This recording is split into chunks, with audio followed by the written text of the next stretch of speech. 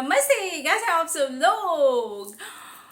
Manifest किया है इन्होंने आईफोन। अम, मैं अपना भी बताऊंगी आपको कि मैं क्या मैनिफेस्ट कर रही हूँ। अभी इस वीडियो में नहीं बताऊंगी, अलग से बताऊंगी, ठीक है। चलो तो इनका देख लेते हैं कि क्या है सक्सेस स्टोरी। इनका नाम है रिद्धि। रिद्धि।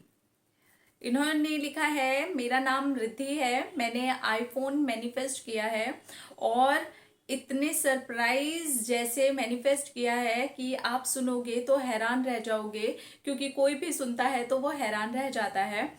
मैं जॉब करती हूँ और मेरी सैलरी 40,000 है।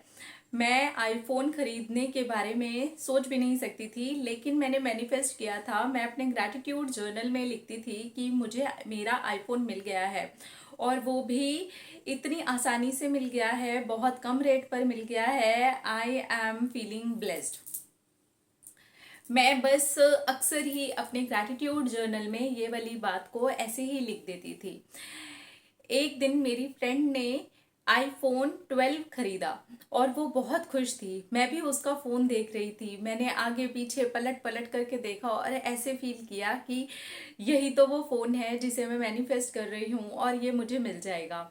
मैं बहुत खुश हूँ। बस अपनी फ्रेंड का फ़ोन मैंने ऐसे ही देखा और उसको वापस दे दिया। वो अपने फ़ोन को देख करके बहुत एक्साइटेड थी और उसकी एक्साइटमेंट में मैं बहुत खुश हो रही थी, जैसे कि वो फ़ोन उसको नहीं मुझे मिला हो। और उसके बाद में जो हुआ वो किसी चमत्कार से कम नहीं है।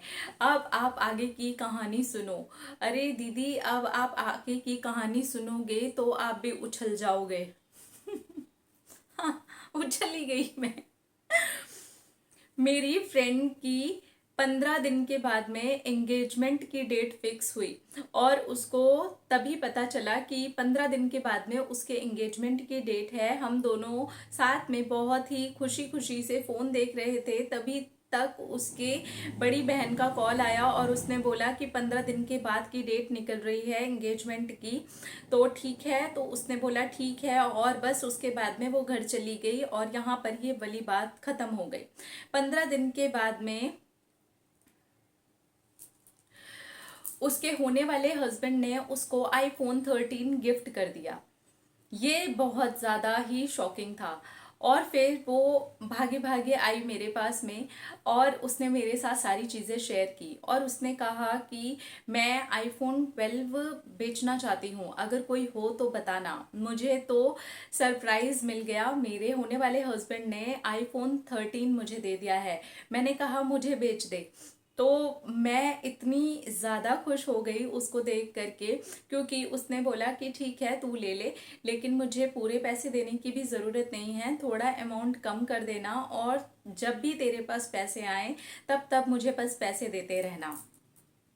तो मुझे बहुत इजी इंस्टॉलमेंट का ऑप्शन भी मिल गया और यही वो फ़ोन था जिसको देख करके मैंने फील किया था।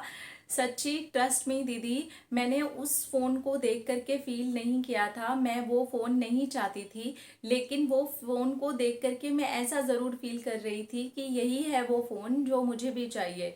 बस मेरे दिमाग में एप्पल था, मुझे क्या पता जिसको मैं देख करके फील कर रही हूँ 15 दिन के बाद में वही सेम फ़ोन मेरे हाथ में आ जाएगा। और वही फ़ोन मेरे हाथ में आ गया।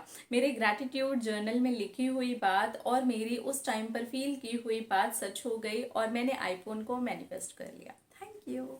Thank you. तो 15 दिन का गैप है बीच में।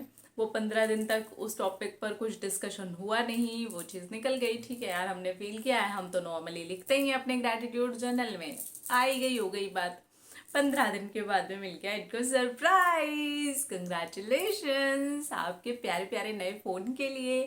आपने वही फोन मैनिफेस्ट कर लिया जिसको देख करके आप टच कर रहे थे, टच करके आप देख रहे थे, फील कर रहे थे। तो ठीक है, exact same to same manifestation ही इसको बोलेंगे। और ग्रैटिट्यूड जर्नल में सिर्फ अपना मेंशन करने से और उस चीज को फील करने से आपका मैनिफेस्टेशन कंप्लीट हो गया। You are so blessed. I am really very happy for you. अपने अपना रखिए ख्याल, अपने आप से कीजिए ढेर सारा प्यार ताकि आप अट्रैक्ट करे ढेर सारा प्यार। I love you all.